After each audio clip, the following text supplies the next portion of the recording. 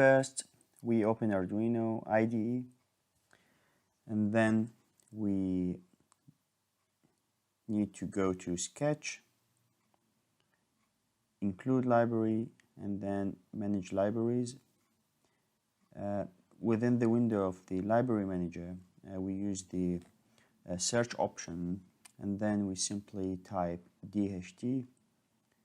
If we scroll a little bit down, we'll find the DHT sensor library, and also we can pick the type of the version we want to install. Then simply we just click install. A window will pop up to ask us about if we want to include all the missing dependencies, and then we just simply click install all, wait a few seconds, then the library is installed now. So if we go to Sketch again, include libraries, and scroll a little bit down, we will find the DHT sensor library now is already installed. And this is all. Thanks for watching.